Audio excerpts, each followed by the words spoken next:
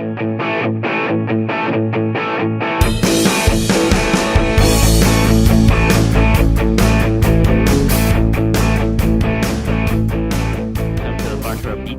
I'm your host, Kaleb. Alongside me, three co-hosts, Tristin as usual. Elsio's back. Brian's back after coming on the Beatcast. Obviously, wasn't a great football night for him on Thursday. It was great for me. We'll go over that next week. It wasn't great for Elsio either. He was supposed to be there. Guess it's better that he wasn't. Patriots win 21-18. Just going to say it. Very happy about that, as much as a lot of people aren't. So yeah, what's on the agenda tonight? Tristan's got something about the Game Awards. We got Shohei Ohtani signing a $700 million deal for the next decade with the Dodgers. I got a question about sports that needs to be answered. Brian's got the college football bowl games in front of him for the next month or so that we'll go over, we'll pick, and we'll have a little bit of fun with that. And Elsio has some NBA topics that we can discuss, especially with the in-season tournament coming to a close, tonight? We got Lakers Pacers tonight. Yeah, they're almost at halftime right now. What's the score? Lakers 63-57. All right, that's a good game. We'll keep tabs on that as well. So, got a jam-packed show tonight. Got jam-packed guests. This group obviously goes way back to a little-known website that nobody really wants to talk about here. All we need is Ryan, and then we have the group of five here, but it's neither here nor there. Ryan, happy birthday, 2 days late, as usual. Yeah. Shout out, Ryan. Yes, all right, we got all the shout outs and stuff out of the way. Tristin, we're going right to you. What are we starting with? Give us the outline, give us the breakdown, and if anybody else has a comment, we'll just go right to it. Yeah, so I wanted to talk real quick about the Game Awards happened on Thursday. For the uninitiated, there's a huge big event that happens every year in December. That is said to highlight the year in gaming. So there are a bunch of awards for various things, ranging from best content creator of the year to best indie game, best action adventure game, best narrative, all this kind of stuff. And then obviously the end of it is game of the year. And then throughout the night there's world premieres. You get trailers for new things. I wanted to talk tonight about kind of the structure of the show because it was very weird. In my opinion. Now, granted, I don't have a ton of experience with the Game Awards. The first time I watched the Game Awards was 2020, and I did that specifically out of spite. But this year I noticed that it was oh man, it was I don't know, it just felt really weird. There seemed to be a lot of onus on the premieres aspect of it. It felt like an ad show in a way where it was mostly it felt as if it was mostly there to just show off whatever game was being premiered or whatever game had paid for the ad space, which is all well and good, but the start of the show is you have Jeff Keighley, who is the host of this, comes out and is like, "Oh, it's such a great year in gaming," and all this, ignoring the thousands of game developers who have lost their jobs this year, for whatever reason, and absolutely no comment on that. Not one person commented on any of that. It's just an absolutely great year of gaming, but we're not going to focus on some very bad parts of it. And then I think the worst part of it was the game developers that were there to be celebrated weren't really celebrated because they got 30 seconds to make their speeches, and then had, as soon as the 30-second mark came out, they had a big, there's actually a big, I don't know if it was a teleprompter or whatever, but there was something in the crowd that would just say, "Please wrap it up," and then they would play this exit music over them. I need one of those machines for this podcast and have a sign instead of making me keep mental tabs on the clock. Right. But they have this, it was just the weirdest thing because these are people who have worked for years. Because I know that the people I'm speaking to tonight, my lovely friends, aren't huge gamers. Yeah, okay, fuck you, Caleb. I know that a lot of these aren't a lot of them aren't like huge into games, like they're not as much into games as I am, I would say. I think That's a really high bar to meet. yeah. Um but I like mean, listen, I'll tell this story again. The first podcast we ever did, I let Tristan go on for 2.5 hours about The Last of Us and The that's Last of part Us two. 2. Yeah. Yeah, I wanted to shoot myself at Um the end of it. Thank God you can't find that on the internet because I was not a good host then. Not that I'm a great host now, but but I did not have act any sense of to time or stopping conversations. to kind of use that example quickly. Um The Last of Us, and quickly, I would love to see yeah, it. no, yeah, just very quickly. I Okay, would love to see it. well, shut the fuck up and I will. Um to give some perspective, like these games can take years to make. The Last of Us 2 was first revealed in 2016, Grand and Theft Auto apparently took a decade and a half.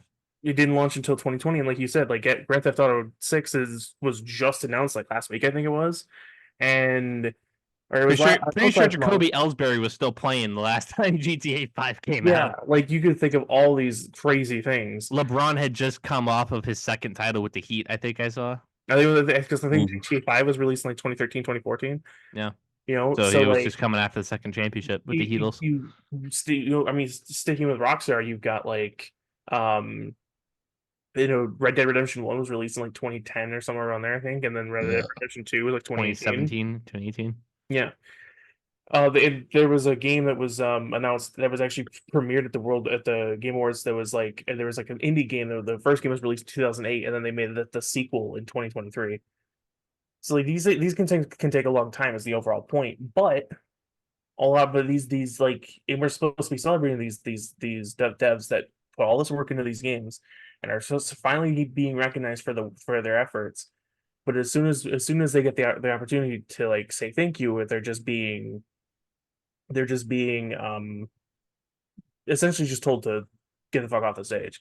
And it just didn't really sit right with me. And I think it was just like a massive overreaction to something that happened last year, when Christopher Judge, who plays Kratos in the God of War games, he won Best Performance, and he spoke for like 8 minutes in a row. He just kind of had this huge long rant, not really a rant, but these huge long spiel. And I think they didn't want to have people go off on those tangents like that, so they were just like saying nobody gets time. And I think it got really bad too with there was parts where they literally just sped ran awards, like they just ran like, oh, here's like 5 awards, and nobody actually got to go come up and accept the award or anything. It was just, here's this winner, here's this winner, here's this winner, here's this winner. I don't know. It didn't really set right with me. I didn't really like the way that was structured, and I feel like that moving forward, like if this is going to be a thing where you're supposed to celebrate this art, this genre of art, and all this, and all the hard work and the people that dedicate their lives to this like genre, this medium or whatever. Let's I don't know, actually honor them instead of instead of like essentially making this like one huge um digital billboard for upcoming games. Well, fair enough. Anybody got any comments, Elsio? I assume that Yeah, you're probably okay. the next man up as far as gamers go. I mean, I play maybe 2 video games and I buy them every year and I hate once in them. my head. Yeah. Yeah, and then Brian, I don't know how much gaming he gets in nowadays, but But yeah, I mean, every developer that got to speak getting Taylor Swifted by the host is pretty tough. I mean, like Tristan said, moving forward, it's definitely something to hopefully learn from. From what I saw, they had celebrity guests and they got long segments, and gaming will take any clout it can get, but that just came across as desperate for that clout to me. well, that's the Game Awards minute. Let's jump right into the meat and bones of this podcast here, which I think is probably going to be the longest topic. Shohei Ohtani made the news the last couple of days. I mean, we knew that his impending free agency was coming to a close here. There were rumors that Toronto was a front runner. There were rumors that he was even traveling to Toronto last night that were proven to be false, probably around like 8 o'clock last night. He ends up just staying in LA, but different team. He goes from the Angels to the Dodgers, the worst to the best, if some might say. 10 years, $70 million. I have a little breakdown here for you if you guys want to hear it. Certainly. Per month, Shohei Ohtani is making $5.8 million per week, $1.3 million per day, $191,000 per hour, $7,900 per minute, $133, and per second, $2.22 per game. He's making about $432,000. It's quite a hefty contract. Obviously one of the better players in baseball, if not the best player in baseball today. When you have the ability to pitch and hit, you're obviously going to get paid pretty good. And he got paid like he was two different players. It was a huge deal when it broke. The Dodgers obviously heard that the Blue Jays and what other team that was interested in was offering $600 million. They said, screw it, let's throw on another 100. And that gets the job done. And Ohtani, was it last night or tonight that he's going to the He Dodgers? announced it. Yeah, he announced it this morning, I think, or this afternoon, or whatever. Yeah. Gotcha. So, with that in mind, he's out of the AL to the NL, one of the top contenders, and apparently the Dodgers aren't out of another top tier Japanese superstar player, Yamamoto or whatever his name is. I think it's that's his name. Yoshinobu Yamamoto. Yep. I'm not saying all that. So, with that in mind, the Dodgers obviously locks for the World Series, maybe. What do we think about this deal? Should he have gone to Toronto? Is this the best fit? Yada. You know all the general questions that sportscasters typically throw about this conversation. Brian, I'm going to go right to you since you didn't get a chance to chime in on that last topic, obviously. So let's just get you right in on this. Shohei Ohtani. Man, it's going to be hilarious to watch the Dodgers win 100 games and then choke in the playoffs again. That's kind of my sentiment too, but keep going. And, as far as efficiency goes, he doesn't have to move. He can stay at his house in LA. He'll be fine. Think about all the moving costs he saved. Yeah. Yeah. Plus, $700 million. These contracts are fully guaranteed. He doesn't have to pitch for the next year. Rich keep getting richer. And I think it's a good move, obviously, for the Dodgers. You get the best player in baseball, helping an aging and injured rotation. They used a bunch of rookies last year, too. None of them worked out. And Clayton Kershaw's not getting any younger. Absolutely not. And there's rumors every year he's going to be gone and going to Texas or somewhere. For some reason, Kershaw to Texas comes up a lot. I get he's from Dallas, but no one cares. Do you guys know he was friends with Matthew Stafford in high school? Yeah, I didn't know that until you just told me. Honestly, it's not like every honestly, time Matthew Stafford's on NBC, they talk about it. Yeah, no. Honestly, They went to high school together. Listen, I'm a Detroit Lions fan. I've watched Matthew Stafford for years. This is the first I've ever hearing of this, to be honest. Yeah. No, not a lot of people know that. But yeah, obviously you get the best player in baseball. It's a great deal. Whether or not that $700 million comes into play, we'll see. But apparently, so here's a question for you. Here's a question for you too. I know that you are a fan of a team that maybe could have used a little bit of that firepower as a pitcher and as a hitter. The Boston Red Sox reportedly were interested early on, not willing to break the bank, not willing to break out the check. They didn't make it past the first round of initial offers, I don't think. If we want to make this a broader Red Sox conversation between me and you and anybody else who wants to get involved, why are the Red Sox cheap all of a sudden? Like, why are they just not buying in on great players anymore like they did like when I was a kid? Why is this just not happening anymore? Inflation. Really? I mean, that seems to be doing all right building those housing complex behind Fenway Park, but we're too worried about Carl Crawford and Pablo Sandoval, Hanley Ramirez, Chris Sale. Chris Sale was a trade, to be fair. I mean, giving him the extension. Oh, we did give him an extension. Yeah, that's blown up in our faces. Like his elbow is blown up on all of us. Yeah, I don't know. The Red Sox just seem to be, like I said, not a lot of good moves in free agency. A couple decent trades. 2018 obviously worked out fairly well, but it's been all downhill since then. And I think they're just afraid of getting burned again, giving up all that money just for a guy who's gonna hit 180. Shohei. I never bought Shohei to Boston, but would have been nice. Would have been really nice. Would have been. Would have been really nice. Elsio, you're obviously a fan of a top tier NL contender. Yeah, You're yeah. gonna probably have to see these guys in the playoffs if you go deep enough. So So yeah. give me your thoughts, your breakdown, what you expect. So for me, it was a really bad deal because I'm a fan of the Atlanta Braves. For the Dodgers and Ohtani, it's a good deal. The only thing I don't like is the length, just because Ohtani's almost 30. But I mean, assuming he's the same guy, you're getting what 5, 6 elite years out of him, so that shouldn't matter. Something to keep in mind: he's not pitching this year, but his bat's good enough on its own, along with Freddie Freeman, former Brave, Mookie Betts, former Red Sox. So we got a bit of a tie here. Well, hey Brian, out of this deal, we might get JD Martinez back. Yeah, okay. And But I shouldn't be optimistic about that.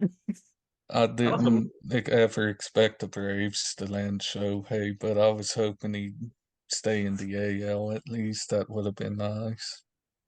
Yes. Toronto, apparently Canada just screwed it up. Didn't want to close the deal. Not Didn't want to break out another $100 million. should have. I saw some some tweets under the tweet where they found out that he wasn't actually in Toronto. I saw a tweet that had him in like a Devil Rays uniform, and then the first reply was, "You think the Rays even have $435 million?" Let alone 700. Yeah. So, all right, Tristan, Shohei, Dodgers, the whole 9 yards. Break it down. I have a comparison here, if you will, that kind of shows the absurdity of all this. 700 million is the total guarantee for Shohei Ohtani's 10-year contract. 677 million is the total Oakland Athletics payroll of the last 10 years Combined. combined. I saw Did the we adjust for picture. inflation? I saw his Like, picture. Speaking of, the Red Sox payroll right now is lower than Otani's annual salary. Yeah, What? there are a lot of teams around the league. I think there was two teams that began the 2023 season with payrolls lower than his annual average salary. For yeah, the Oakland Athletics and the Baltimore Orioles opened the 2023 season with payrolls less than the 70 million annual average salary that he's making on this deal. It is just absurd. I mean, at the end of the day, for the Dodgers, it's not really that's chump change. They have deep pockets. They can afford They're this. West And Coast Yankees. They'll buy anything they want. yeah, and you know what?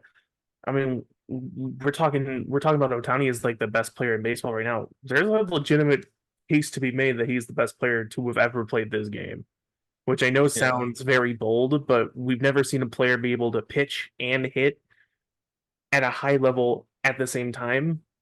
You know, miss me with your Babe Ruths and whatever. Like he was a slob. I don't care. Um, Man, I should have got Stokes on here talking about Babe Ruth. Oh boy, it's just one of the really, funniest rants I've ever listened to. it's just the for the Dodgers. This is just the like Brian said earlier, it's the rich getting richer. For Ohtani, he gets to stay in Los Angeles. I also I do kind of wonder how much the whole everything with the Blue Jays, all those rumors yesterday about the Blue Jays and like him being on the plane, like that flight, there was a flight from Los Angeles to Toronto or whatever, from California to Toronto that was stalked by like 4,000 people in real time. Um, because everybody thought it was him, but it just ended up being some guy on Shark Tank. Um, I wonder how much of that played into it. And I also think that the Toronto media, holy shit, they were having a field day with this. One of the Blue Jays reporters for Sportsnet wrote an article blaming the fans, like getting mad at the fans for hyping this up as if it wasn't an MLB Network insider that tweeted the thing in the first goddamn place. I don't know. I think to be fair, I think Shohei dodged the bullet. Toronto media seems like a fucking hassle to deal with. Oh yeah, especially when But their teams haven't been like really really good in years. I mean, the last championship they've had was the Raptors in 2019 with Mhm. you could Kawhi. have met Drake though. Do you think Drake gives a damn about Toronto Blue yeah, Jays baseball? I don't think If they're Drake is. good. Well, I mean, if they're good, yeah, but I don't think he cares about the Blue Jays so much as they're winning. Yeah. I think the only team he really cares about is the Raptors because he's like an official like ambassador for them. Didn't he Like make I forgot that. I'm didn't pretty he sure make like their he's an championship ambassador. rings? Say that again. Didn't he make their championship rings or design them or something? I'm sure he had an influence. I'm s- Yeah, I don't think Drake would ever would pay attention even if the Blue Jays were good. Like I don't know what it is. Baseball and young fans, it's not connecting like it used to. Oh, that's that's a Yeah. whole topic for another discussion one day. Jeez. Yeah, and I will happily just take a dump on baseball. Everybody knows me. I think I think baseball is probably the worst sport about adapting and moving forward. Like I think Oh, NASCAR is yeah. honestly better at adapting and moving forward, and that's saying something. Yeah, Um, baseball and hockey are right there with shitting on like the younger fans and making it so you don't want to. Baseball might be a little bit more upfront about it. I think hockey likes to pretend that they're not that bad, but they are. But and baseball, I also admittedly don't really care unless my favorite team is good. there is also that. Where meanwhile, I'm going to be sitting here hoping that the Tigers do something, but they'll probably just sign some fucking minor leaguer. Like 162 games of baseball, like that, it just seems insufferable to me. Like who actually watches that crap? Old Even people. though that's a retirement home, I guess. Like seriously, like Like, the only appeal that 162 games of baseball has is to degenerate gamblers who need something to gamble on in the middle of July. You don't have to call me out like I that. was gonna It's say fine. that's enough about Brian. All right. Um, Any other thoughts on shitting on baseball, or we gonna go right to Elsio's topic? I mean, I do have one thought. Like, Go. baseball really could have gotten more high profile if Shohei's whole free agency wasn't this, like, cloak and dagger shredded Honestly, in I think season. oh my I god. think Shohei's like free agency decision is the like the thesis of fucking baseball in 2023. Like just the There, chaotic mess that it was. it's the secrecy and all that and the chaos and all that. It was also like there were legitimate established reporters. John Morosi's side and his whole jumping the gun on Ohtani signing. Ken Rosenthal is the like from was like at least when I was like younger, like 10 years ago, when I was like wanting to be a baseball reporter, Ken Rosenthal was like one of the guys that I was looking up to. But he was good. Like he wrote an article for the Athletic recently that was just so weird because he was like, it was essentially him crying that he wasn't getting a scoop. He was mad that Shohei Ohtani wanted privacy for his free agent decision, and he went on like he's got this like podcast or something he's got with like AJ Pierzynski or something, and he was mad that like he wasn't getting a scoop on Shohei Ohtani's free agency. Like no shit, you're not getting a scoop on this. This is his decision. Like it was so weird. None of these guys owe insiders anything. I don't know. It just seems like that like Shohei Ohtani just broke people this winter. Well, when's the last time we had a baseball free agency decision this high impact, this high profile? I mean, this guy is a once in a generation player, and obviously it got the attention of baseball fans. But the last couple of years, I think I can't name anything. the last like high profile ish like the last like this guy could be a Hall of Famer type of thing would be like Pujols in 2012.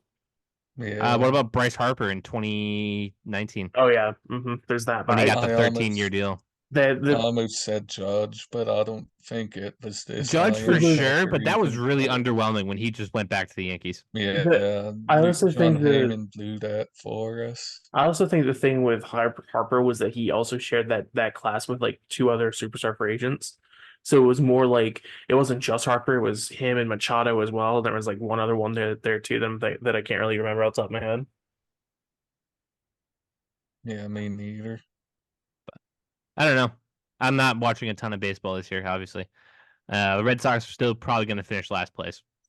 Maybe second to last if the Yankees screw it up again, which, everybody loves and enjoys. But we'll come back to baseball predictions in a couple of months when spring training opens, I think March.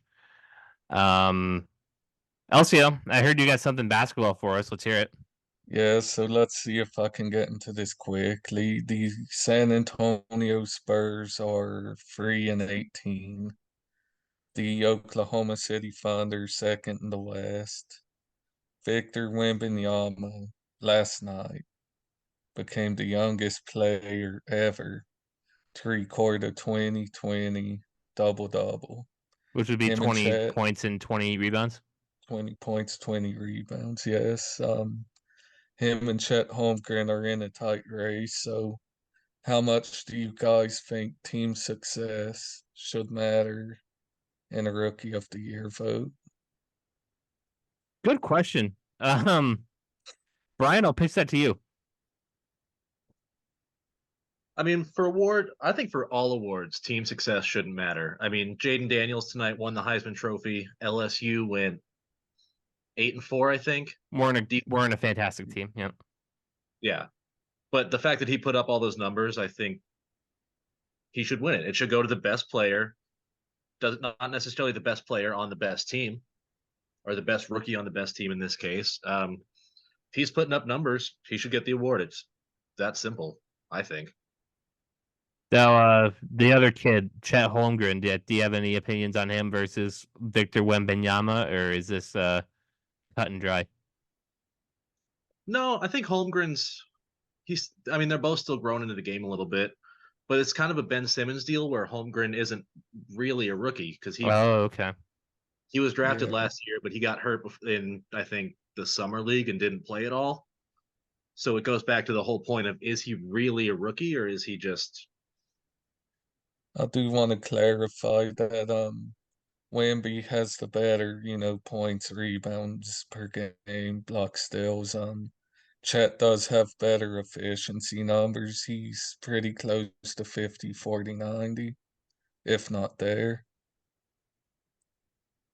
As far as the whole argument of should team success, I think it matters a little bit in the sense of is your team playing better because of you? Like, I'm not gonna sit up here and say that, like,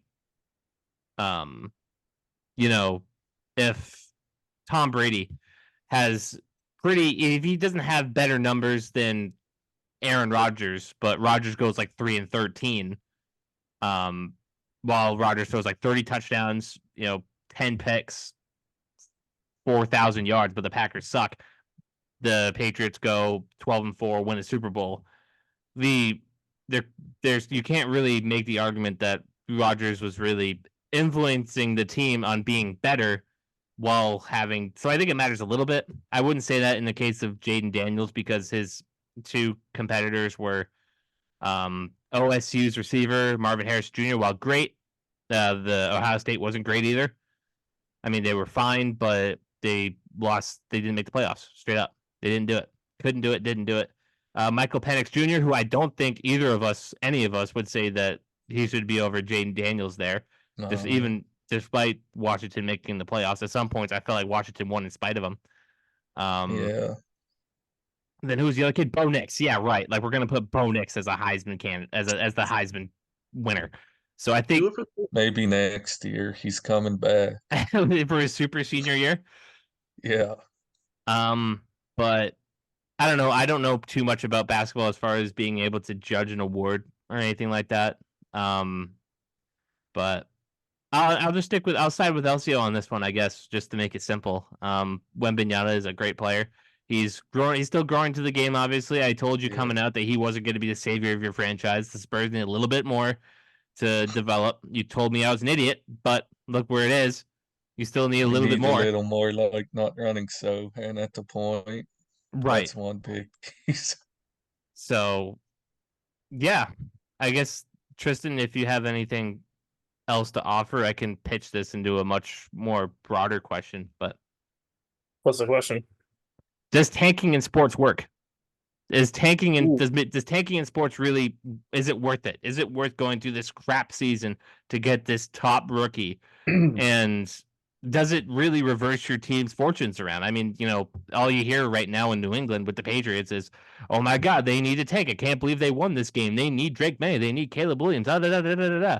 And you look back at years past. I mean, the tank for 2 a year with the Dolphins. What else am I missing here? Somebody please help me.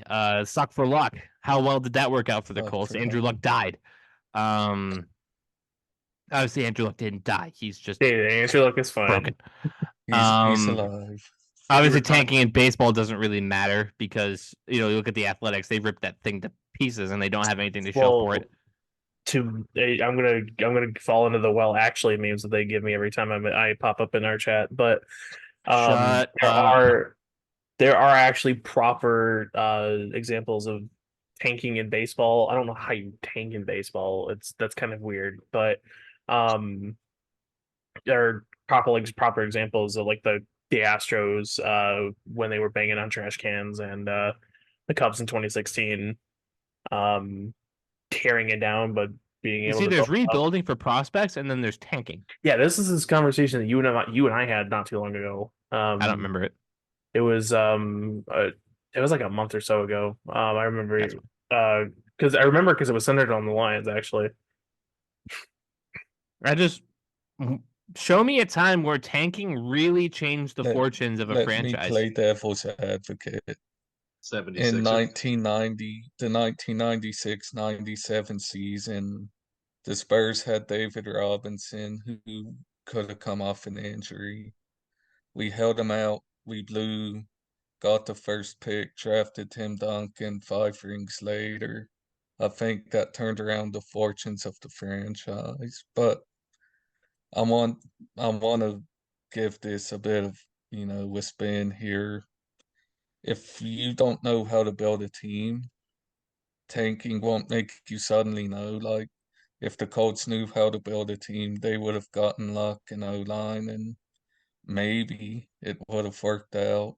Or they would have won more Maybe. rings with Peyton Manning, a perennial MVP candidate they only got 1 ring out of. Yeah. I mean, And like only one other Super Bowl appearance.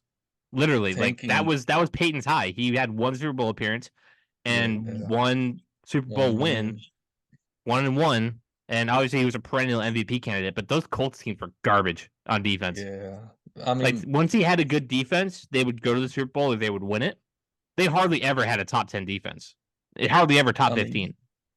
No offense, but I don't trust Bill Belichick to construct a team without Tom Brady. So for the Patriots, it might not work. That's what I'm saying. Like, should we really be celebrating having a top 2, top 3 pick? Like, should we go into these games on waking up on game day and be like, oh God, really? I hope we lose this game, and then hope the Cardinals and Bears win. Like, I'll say this right quick. It is such a loser mentality to like go into a game and want your team to lose, and then get mad at like Jabril Peppers on Twitter because he's happy that he won. Yeah, I'll take offense to that. Like, okay, I'm a Lions fan, as I mentioned earlier, so my teams have always been dog shit. And like, you guys know how bad I can get when the Lions lose. Like, they're like that. Like, I was ready to quit on this team in 2021 because they had lost in every fucking way imaginable. God himself didn't want the Lions to win that year. So, like, but like, I still like celebrated our wins. I can't even get the word out. I was an obnoxious asshole when we beat the Packers in the last game of the season, despite the fact that they like rested their starters after halftime. Like, I want my team to win. I'm not gonna like take time out of my day to watch a team lose, especially if they're representing like my state or city or whatever. Like, why am I emotionally invested in it if I just want to see them lose? Well, I understand hate watching is a thing, but Jesus Christ, guys, come on, what are we doing here? Well, I mean, I won't lie. I went to a lot of Spurs game last year wanting us to lose, and we tanked for Wemby, and we're tanking that's again. That's even a bigger question because in the NBA and these leagues that have lotteries, you're not guaranteed that first pick if you're the worst team. No. We've seen how that goes. We weren't even the worst team.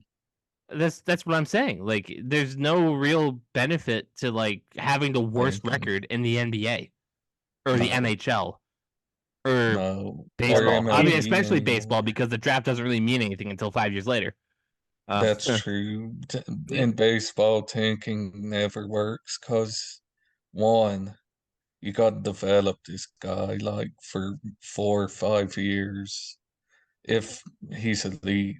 Mm, Baseball is one of the sports where one player will not really impact the team all that much. Like, if you have a great guy and a bunch of scrubs, you're losing. Look at That the guy Angels. They can't. had two. Yeah.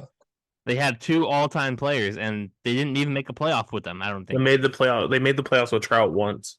but In never with Ohtani and 2014. Trout. Nothing without they didn't make without Ohtani and Trout. Yeah, That's that is despicable. That's disgraceful. Yeah, terrible. But Not being able to build a team around people. Can yeah. I- Does tanking in sports? Well, okay, we talked about our opinions of it and how fans are losers who want to go into the games wanting to lose. Back to the broad question: does it even work? Can somebody show me several examples of when a team purposely lost or just sucked, and they had a top 10 pick and it worked out? I know Elsio showed me Tim Duncan, with the Spurs. I can't think of anything in recent memory. there's a different question. There's a different question I want to ask you guys actually that kind of works with this. How do we identify a team that's just dog shit, and how do we identify a team that's tanking? Because I really think that it's hard to distinguish like a team that is just that bad and a team that is tanking. Like the Oakland A's are like a very special case because like a lot you could point to them and be like, that's a team that's tanking because they're making deliberate moves to not be competitive. They're like deliberately not spending money on big time players. I think the Athletics are kind of a peculiar case because like they're just being ghouls. Like they're just stripping down everything about that franchise and they're just doing it to cut costs. Yeah, because that's what I was going to get back around. Like they're doing these things to not strengthen the team, to like deliberately keep the team as like put like a cap on the team ceiling. But in the same vein, they're not doing it for like draft reasons. They're doing it for cost reasons. You know, could we say that there's another team out there that's doing it for similar reasons? Maybe not as big a scale, but for like similar cost related reasons. We could. I can't think of any. Or are these teams just that fucking bad? Like teams, I just don't get any team's like mindset into just be like, I hope that we have a good pick next year. I don't get it. Maybe it doesn't exist. I'm just kind of overblowing it, and this is just strictly a fan's perspective of wanting to lose, like these loser fans who are on Twitter being mad that Bailey Zappi won a primetime game against a good team. Like, yeah, good is relative. 7-5, a top 10 defense. It was a good team. You guys just played down to competition. It happens. Thanks, Mike. So maybe tanking really doesn't exist like that in a sport where teams are deliberately losing because, yeah, if they do, they really have to hide it. We saw what happened when the Dolphins got investigated for telling Brian Flores to purposely lose, and they'd up his pay. I don't think that was ever proven, but it was an allegation that I totally believe. I believe it. Yeah, I mean, the Spurs tanked last year, and the way I know that we did have a bad roster. Shortly after the NBA draft, we traded DeJounte Murray. And granted, with DeJounte Murray, we were kind of a mediocre middle of the road team, might squeak into the play. And after that, we were bad, but not bad enough. So at the trade deadline, we sent Jakob Poeltl back to Toronto. That did it. Then you look at the Spurs right now. Was Wembanyama the Kevin Durant clone right out of the gate? No, not yet. He might be, but if the tank's gonna work, it won't be immediate, as we can all well see. Then maybe that's what people need to learn. One player isn't going to change a franchise that needs great change of direction. Again, I use this podcast to not talk about the Patriots, but they're a perfect example. Does Caleb Williams or Drake May really turn this franchise around like that? Maybe if he managed to get Marvin Harrison Jr. as well. maybe. Like some people genuinely believe that this whole team's problem is quarterback. Like once they fix the No. quarterback situation, they will be dandy. Your To be fair, receiving is core is fine. It's not good. Your O line has some problems. And we have some people to re-sign. Like Yeah, our 2 tackles are going to be gone after this year.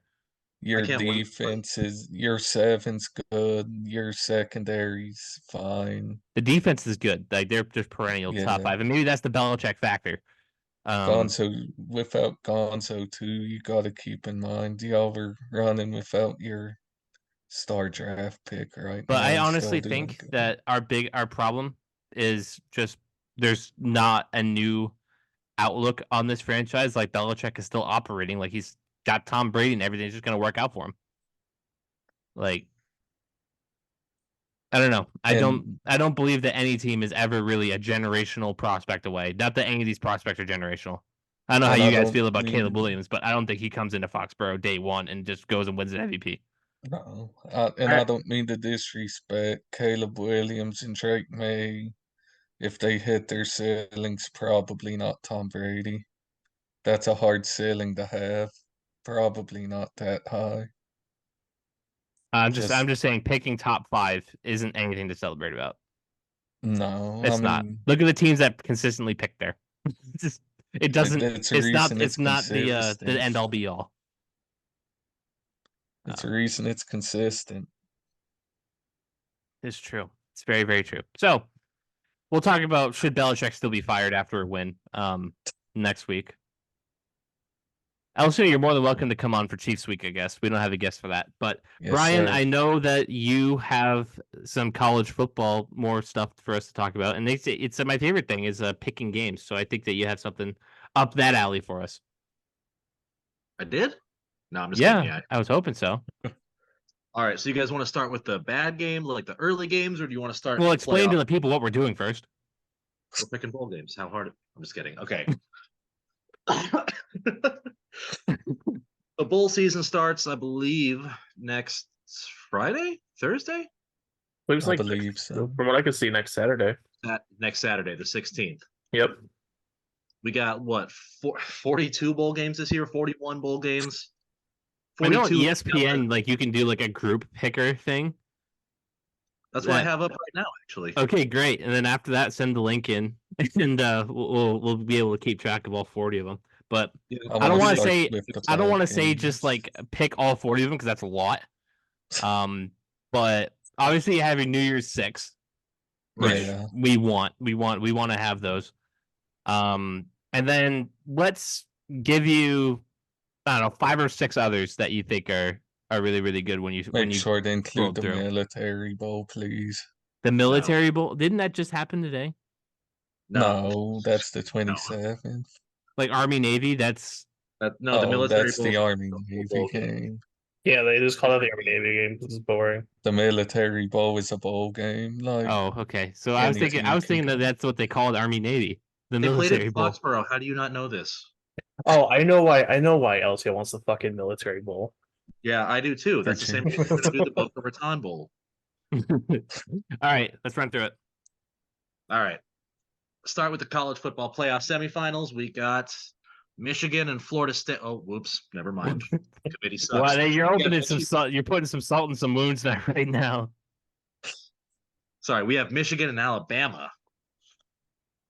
Do you have the betting we lines in front of you, or should I go get those? No, so when it opened, it was Michigan by 2.5. And I think it's Michigan at 1.5.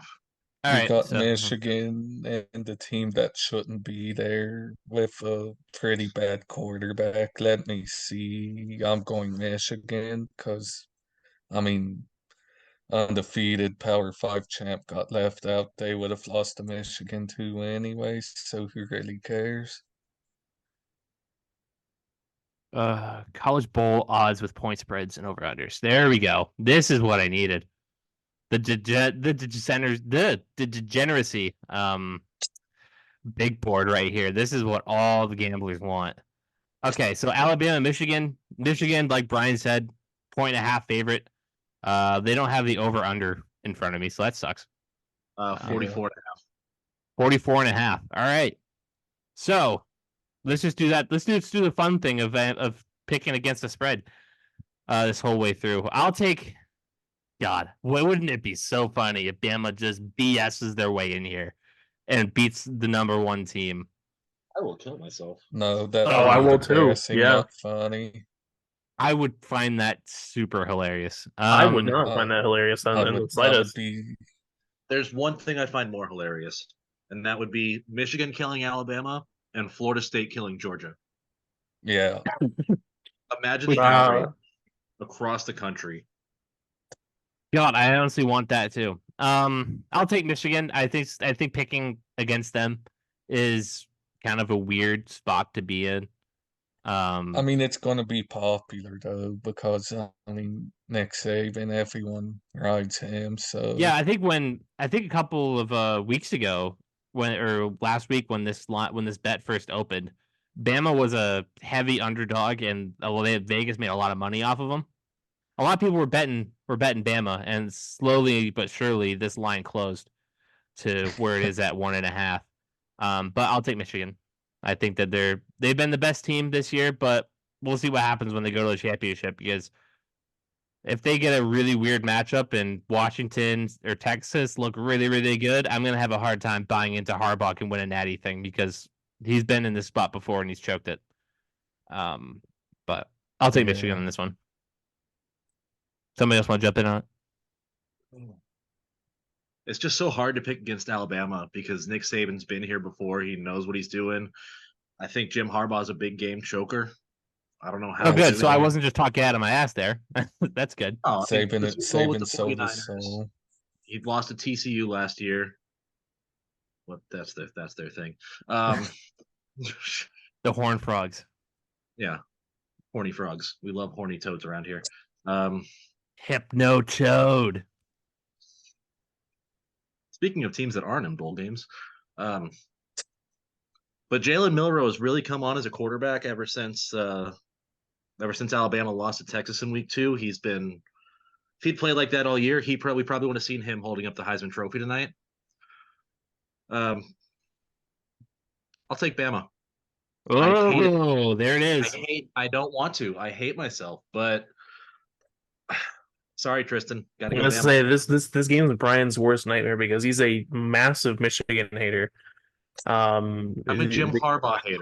Probably okay. No, the Magabah. let's get this straight. First of all, Matt, listen, it's understandable to hate Magabah, but when I remember when the game happened and we beat Ohio State, I woke up and the first thing I saw was a message from Brian. He said, "I'm happy for you, but fuck Michigan." This man is just an elite Michigan hater. It's fine. But there's a reason that they were known as the leaders and the best. I'm picking Michigan just because they're my team. I'm not gonna lie to you. Fair. But I do think that we've been among the best teams in college football this season. I am worried, dropping all the arrogant Michigan whatever. I am worried about it because, like Brian pointed out, I have no idea what the hell we did against TCU last year. That was insane. And then the last time we faced an SEC team in the college football playoff, we got dismantled by Georgia. Don't remind me. And then the last time that we played Alabama in a bowl game, they destroyed us. But then again, that was a couple years ago. So I don't know. I'm hopeful we can win this and get to the national title game. And I'm gonna at the end of the day pick us to win this game and move on. But I am worried. And it's a very hesitant picking of my team. Elsio? I mean, I'm really confident in Michigan, but that's just the elite hater in me speaking. Nick Saban sold his soul to the devil many years ago, so maybe that deal's still in effect. Oh, you know what? Actually, I just remembered this. Nick Saban is a former Michigan State coach, so that might motivate some of the players to be like, okay, we got to kick this man's ass. I did So he not already know knows how that. to beat Michigan, is what I'm hearing. What was that, Brian? So he already knows how to beat Michigan, is what I'm hearing here. I actually have no idea if he beat Michigan while he was at Michigan State. I should look into that. Well, hopefully somebody comes to collect Nick Saban. I mean, damn. I mean, they They collected Belichick this year for his 6 Super Bowls. The crash had to be huge. I don't want to know what it is for Saban dominating the country for the last decade and a half. All right, so we got 3 Michigan and 1 Bama pick, I think is what I'm hearing. A reluctant Bama pick, but yes. Okay, what's next? So next we got the other semifinal at the Sugar Bowl, I believe. Mm-hmm. Because Michigan and Alabama get the Rose Bowl. We got Texas and Washington. Texas is a 4-point favorite, and the over-under on this one is 63.5. Christ. Well, that makes sense because neither of these teams can play defense. Yeah. And both quarterbacks are insane. Yep. One was a Heisman finalist. Quinn Ewers obviously is going to be the other guy who's coming back to Texas, is what I'm hearing. Mm-hmm. That's what all the rumors are. Nothing. And Arch Manning says he'll stay regardless. So Texas is in a pretty good spot at quarterback until we see what the hell's up with Arch Manning. But all right, I'll take the lead on this one. It's going to be close. A lot of points, obviously, because these teams can play defense. I'm hammering the over. Like, this game's going to end like 42-40 or something crazy. Honestly, with 4 points, it's hard to pick against Texas. It really is, especially with how Penix he's been known to turn the ball over a little bit. And I'm sure this Texas defense is going to have a chance to make something of it.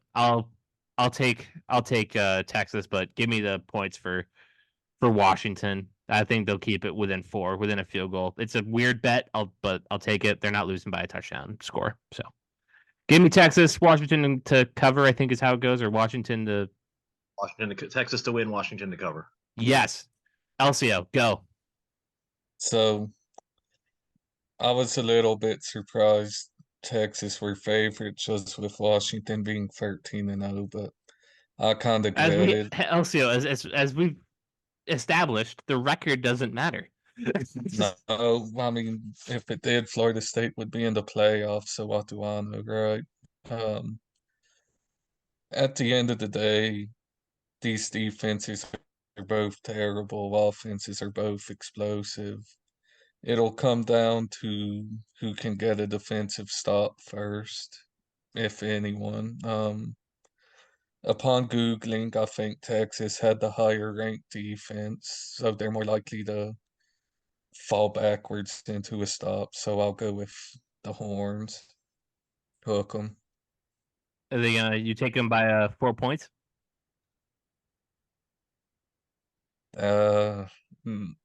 No, honestly. So you'll take Washington to cover. Yeah. Gotcha. Tristan? I'm gonna go. Ooh, this is a difficult one. I'm gonna go with Washington just because for 2 reasons. One, I really think they had a really impressive performance against Oregon. It was a back and forth game, but I did like what I saw in the Pac-12 game. But outside of that, I do think it would be really funny if the national champion in the final season of the Pac-12 was a Pac-12 team. I don't know why. I just think that'd be really funny. But overall, like the Washington's a good team. This isn't like a meme pick. This is a really good football team. Texas is a really good football team too. This should be an incredible game. I'm not super huge on the betting lingo, so I don't know So how to properly word this. if you picked Washington, you're picking Washington because they're the underdog. I will talk more about the points thing, but because like I mean, at the end of the day, this is gonna be a close game. You know, I would be shocked if this was like a 3-point game or something like that. But I'm gonna go with Washington because I think that that's a good team. That's really all there is to it. But like, I wouldn't be shocked if Texas won. Brian, you have any differing opinions? So Michigan and Washington would be fun just because national championship would be an M versus a W. So that'd be. But Texas and Washington did just play last year. They played in the Alamo Bowl, which was a 7-point Washington win.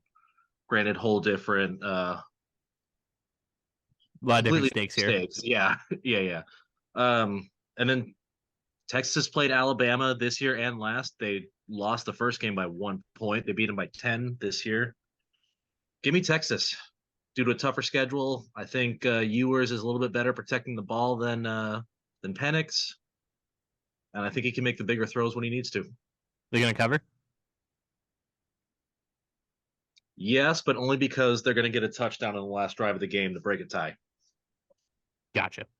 All right. Well, what's next? All right. Do we want to do national championships or no? Because we all pick different teams. No, that's a lot to track. All right. So let's round out the New Year's Six. Let's go Oregon and Liberty.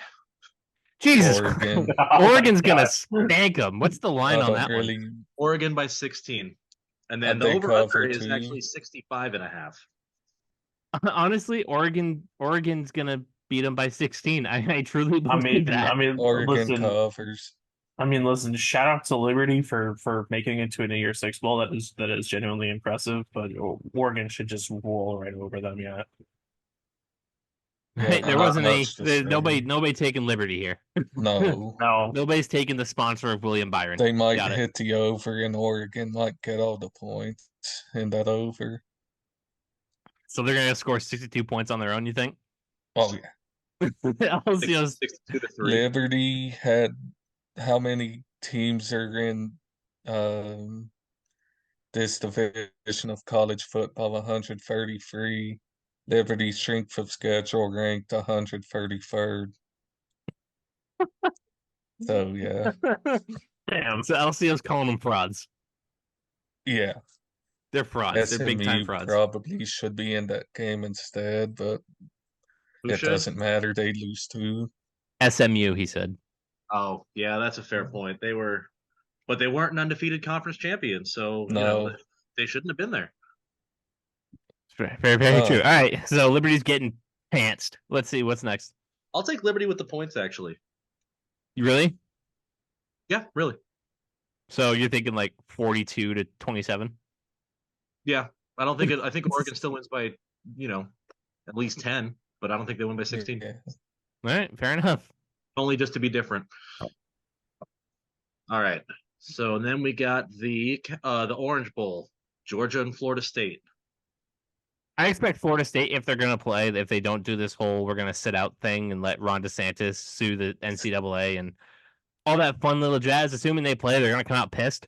What's the bet on line? What's Vegas thinking? Georgia by 14. What? That's crazy.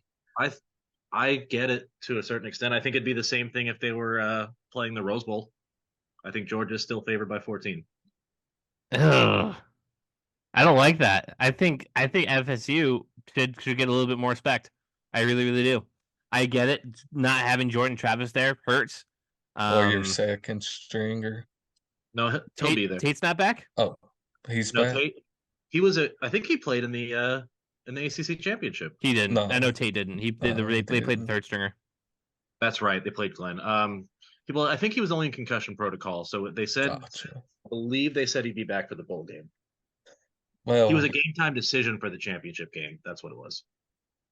I don't know if anybody else is going to ride with me on this wave here, but give me FSU. I was going to say, give me them. Like 14 points sounds outrageous. It does, especially with the way that Georgia crumbled.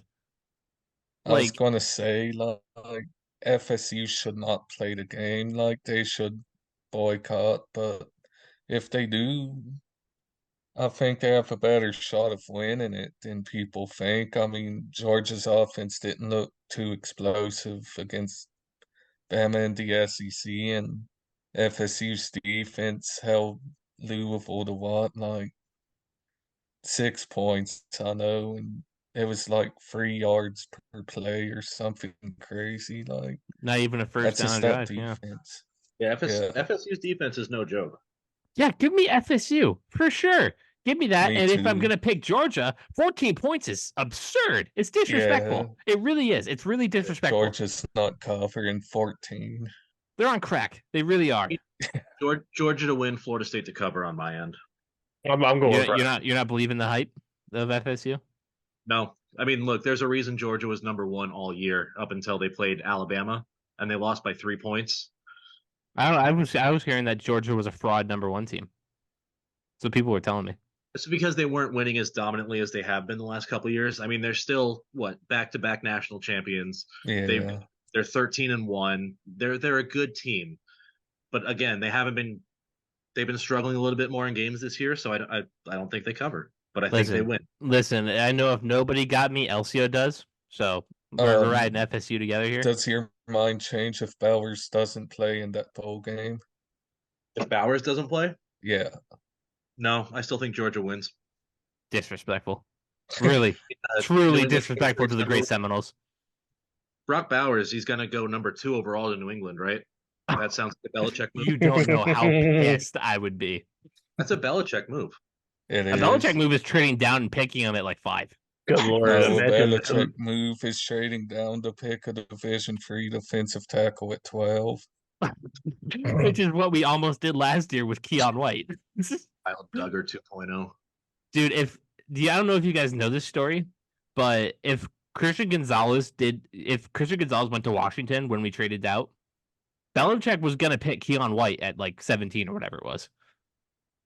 Like he was Really? comfortable doing that. Yeah. That was his pivot. Yeah. That was his pivot. Keon White, who Yeah. we got in what round did y'all draft him Second. in? We got him in the second round. And he probably would have been there in the third. Yeah, maybe. And I heard Tristin say he's picking Georgia with Florida State. Yeah, I'm with Brian on that. Like the Georgia was number one all the entire year. This is a good football team. So is FSU. Like 14 points is kind of crazy. I think FSU can keep it within 10, maybe even a touchdown, but I still think Georgia's winning this. What's next? Next up, we got 2 more New Year's Six games. First one is the Peach Bowl with Ole Miss and Penn State. Penn State is favored by 3.5. Gross. Don't like this game at all. No. I don't know too much about either of these teams. Does anybody have any intel on what the hell Penn State and Ole Miss did this year? Penn State had the number 1 ranked defense in the NCAA. And their only 2 losses were, I believe, to Michigan and Ohio State. Yeah, so they're pretty solid. And Ole Miss obviously played in the stacked SEC. What was their final record? I know they lost to Bama. They're 10-2, and their only losses were to Bama and Georgia. So you got so they're 4 a solid top 10 team. losses between these guys. The bridesmaids of the of their conference here. Yeah. Especially Penn State, man. I kind of feel bad for those guys having to play not only in a conference but in a division with Michigan and Ohio State every single year. Yeah, But thank then God it's they're going tough. Divisionless next year.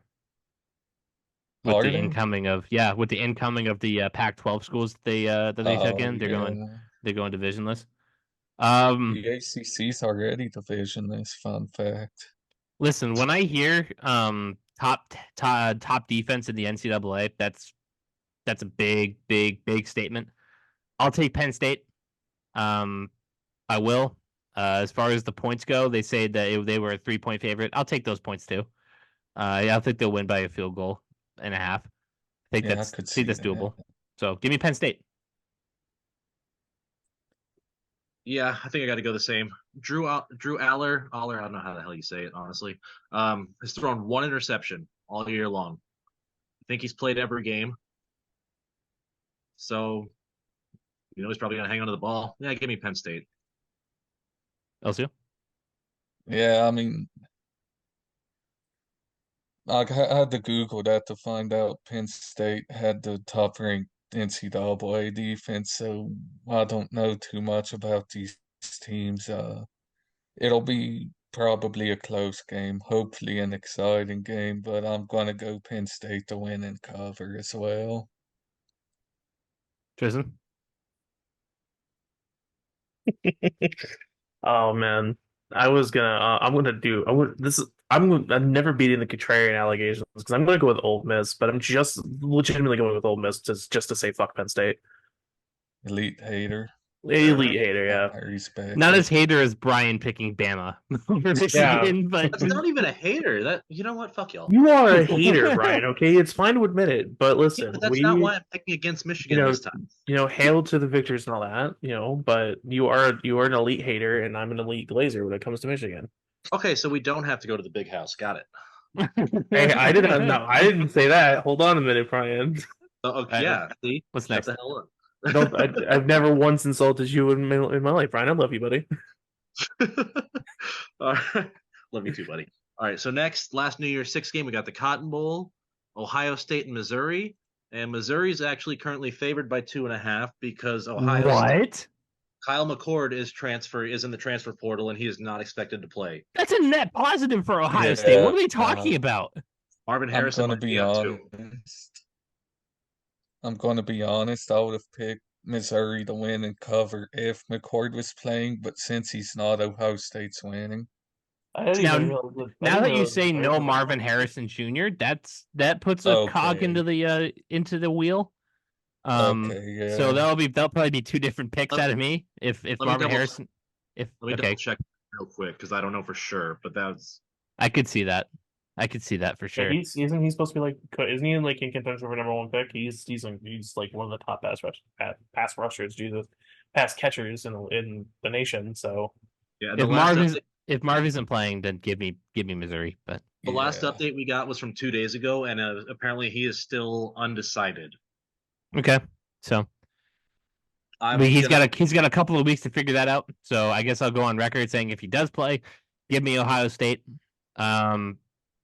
Missouri, please. Unbelievable that they're favored when Kyle McCord isn't playing. I don't know who the backup is, but it can't be any worse than the stuff I saw out of Kyle McCord. Probably better. I think y'all are underestimating Missouri by a lot. What does Missouri have to offer me? First of all, Brady Cook, he's not really anything. It's their running back, Cody Schrader. Dude rushed for like 1,500 yards, 14 touchdowns. I think he shredded LSU earlier this year. I don't know. I think we're just sleeping on Missouri a little bit. I don't know. I think Ohio State's getting disrespected. I mean, to be fair, Ohio State is 100% getting disrespected. They deserve it, but they are getting disrespected here. I'm still taking Missouri because I'm an elite hater, but overall, I do think that say what you will about their starting quarterback.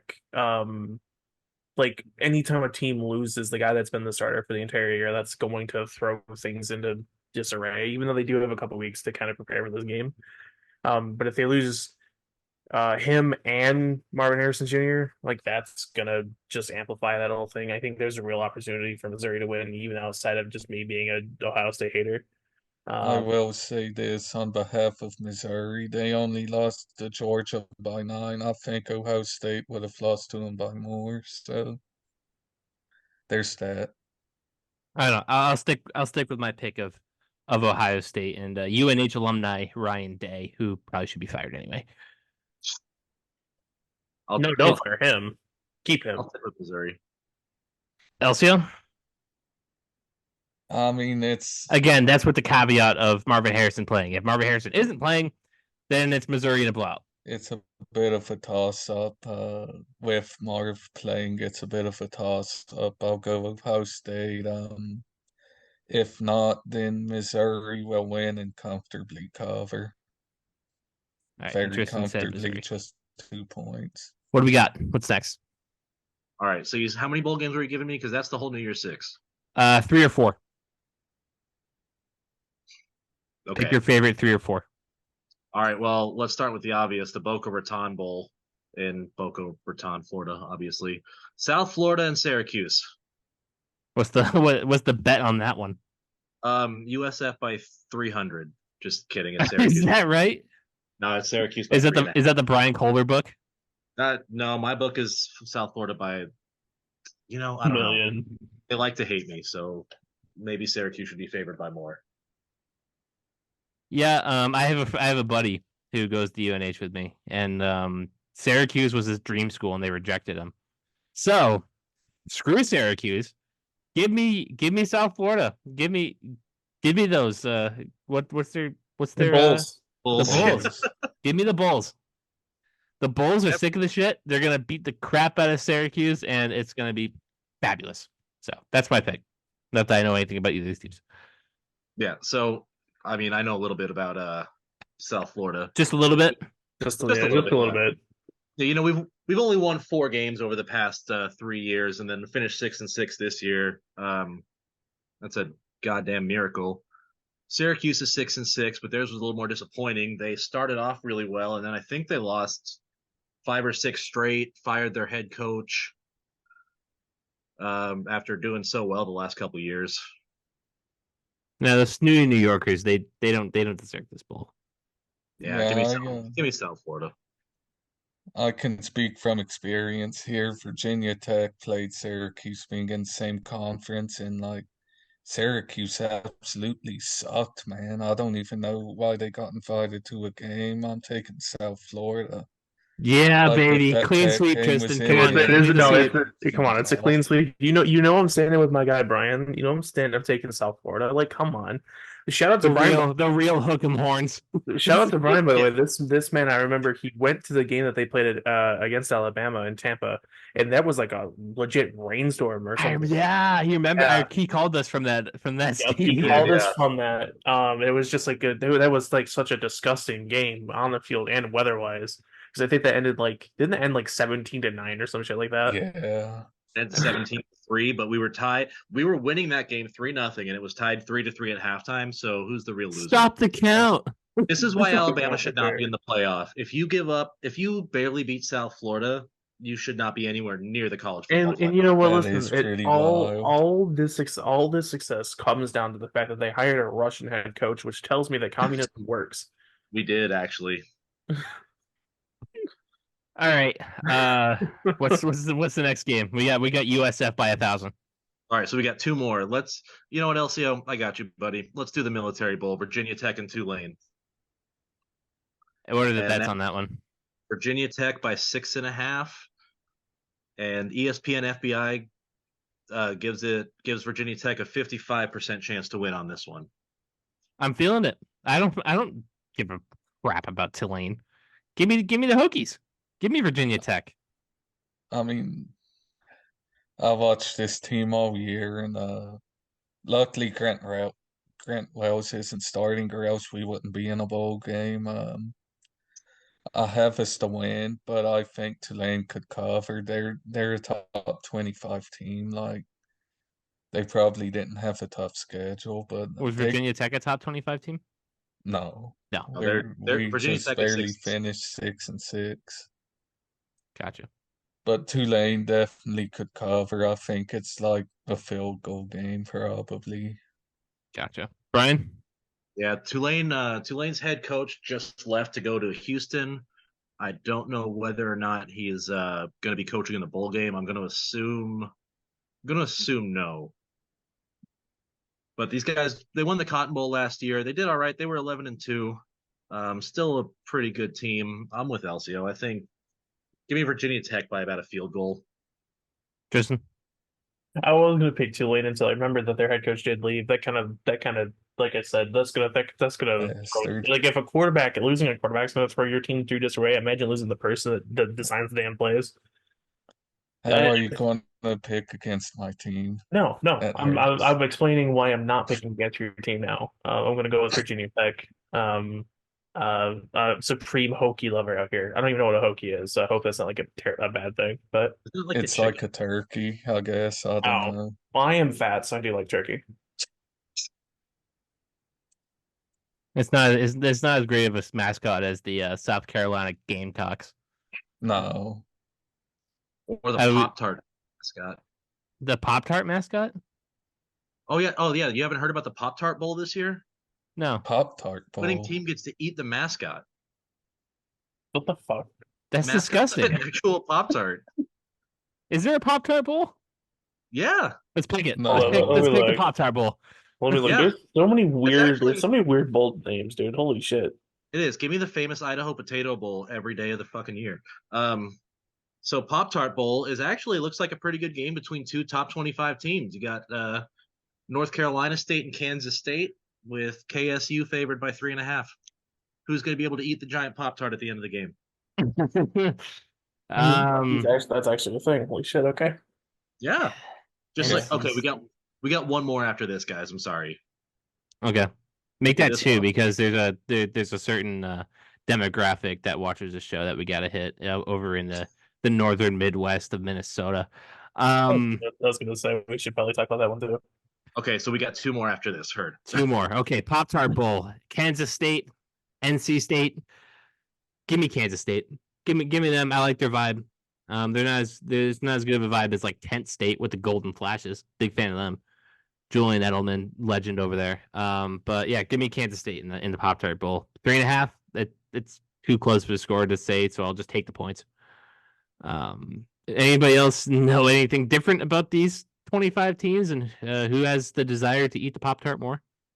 Well, I don't know much about Kansas State, but Virginia Tech did play NC State, got very embarrassed by them, so to soften the blow a little, I'll pick NC State to win it. Gotcha. Because it would suck get embarrassed by them and have them lose the bowl game. In the Pop Tart Bowl, right? Yeah. I'm going to go with NC State too. Kansas State quarterback Will Howard is in the transfer portal. Seems like he's not going to play. He's Yeah. been the main catalyst of that offense all year. So yeah, give me North Carolina State. Jason? This is gonna be a dead even split. I'm gonna go with Caleb and Kansas State here. I like their vibe as well. Oh wait, hang on. I just got rejected from Kansas State. Actually, they didn't let me in. That's So true. fuck You were Kansas telling me State. about that. Fuck Kansas State. I didn't Just know kidding. that. Just kidding, K State. It's all love. No, it's not all love. I got to hit out. All right, screw K State. NC State goes and wins it. NC State wins. Yeah. Fuck it. I picked off of a friend of mine getting rejected from Syracuse, so I'll do it again here. What's the next bowl? This is honestly the best way to pick bowl games. I swear. Just completely arbitrary. Yeah, that's basically what this has been for me. All right, so we got the Quick Lane Bowl next. We got Bowling Green, and then the 5-7 Minnesota Golden Gophers. Let's go Gophers. They're not going to have either of their quarterbacks. 5-7. Ethan Kaliakmanis is in the transfer portal after PJ Fleck ripped him in the film room all year long and embarrassed him in front of the team. So the Gophers and their other quarterback isn't going to be there. So they're playing like this senior who doesn't play like at all. I forget his name. Kramer sounds familiar, but I don't know if that's the case. I don't know. I didn't watch a ton of. I watched the Gophers like weeks 1 through like 6, then they got pounced by Michigan, and I'm like, yeah, I'm not watching this team anymore. Ethan Kaliakmanis blows. So yeah, they're not gonna have a quarterback, but luckily Bowling Green, not a great school. So give me the Gophers in this ball. They're gonna hand it off 100 times. They're gonna rush for 200 yards. They're gonna score. Everybody's gonna stand and clap every time PJ Fleck turns around to the team because that's just how they operate. They have love and respect for their head coach. It's not a cult over there. And it'll set up really good for when UNH quarterback Max Brosmer goes to Minnesota through the transfer portal and plays as a graduate student over there. Is that official? Yeah, I did see that. Yeah, because I looked to see if nice. UNH was doing anything. Max Brosmer, baby, the big bras, the Granite State Gopher. I can go on for hours. Our running back, by the way, UNH's running back Dylan Lauby, is a serious candidate for the 2024 NFL draft. That dude might get picked. I hope he Really, does. really good. Let's go for it. Future Detroit. Dylan Lauby. Just keep that name in mind. But yeah, Max Brosmer going to be playing in the Big Ten next year. They're going to show out for him. You were right. Cole Kramer is the Minnesota backup quarterback. His stats on the year, he is 0 for 1 with 1 interception and has 2 carries for 3 yards. Love that. In 2 games. You can only go up. You can only go up. He literally could not do worse. All right. Anybody else picking the Golden Gophers with me? I'm actually gonna go Bowling Green. I want to open this up with no offense, but this is not a game I want to watch. I don't know much about either of these teams, but I did flip a coin and it landed on heads, so I'll pick Minnesota. But I just want to know, how are you going to be 5-7 and make a bowl game? I don't know how that happened either. It Well, was it's just not enough. Travis explained to me it was some weird thing. I think there's just Nope. not enough teams that won 6 games. Yeah, there's not enough, so it goes by academics after that. And Minnesota has a top tier academic yeah, there was standard. like 3 out of 3. I think it was Being a Minnesota, nerd will pay Nebraska. off in football. Yeah, they had the high something. I don't know.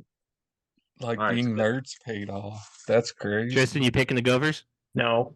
Not only are they a Big Ten rival, not only were they asked when we played them, PJ Fleck is not is also PJ Fleck. I don't like him because not only is he a former Ohio State graduate assistant, he left Western Michigan for Minnesota. Ugh. So getting on my hater shit. He's again, also I a don't cult fully leader. agree. If you guys didn't know that, Well, if he's a cult leader, then yeah, we're gonna have to go look at the stories on the Minnesota Gophers locker room with PJ Fleck. Some of the allegations that have been levied against him aren't great. Part of the cult might be winning this bowl game, though. It's true. Yeah. And in that case, money Bowling Green to kick a coal out of my state. All right, Ryan, what's next? All right, so last bowl game, The last bowl game. we're gonna pick the Duke's Mayo Bowl because the winning coach of this gets a mayo bath. Ew. Did see this, yeah. I would tank this game. Oh yeah, no shit. Shane Beamer from South Carolina took it like a champ last year. Proud of him. But let's see what happens this year. We got Caleb. You actually might want to watch this one because we got North Carolina and quarterback Drake May against West Virginia and Cole. What's the So line both on this one? Both teams are 8-4. West Virginia is favored by 3, but ESPN gives North Carolina a 61% chance to win. Why is West May's Virginia playing favored here? right. I'm gonna be honest. I have no idea. Let me see if Drake May is actually playing. I would hope so. Get that big bowl win on your way out. Yeah, but then the thing is like, why risk getting injured? I don't know. Well, you know, it's that boomer argument of, oh, you should show up for your team. Da, da, da. If Drake May's playing, give me North Carolina for sure. I'm not a believer in anything Virginia unless it's Tech. So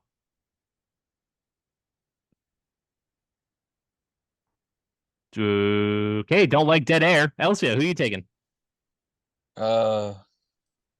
If Drake May's playing, give me UNC. If not, then I feel like he's basically the motor of UNC's offense. true. So West Virginia to win and comfortably cover.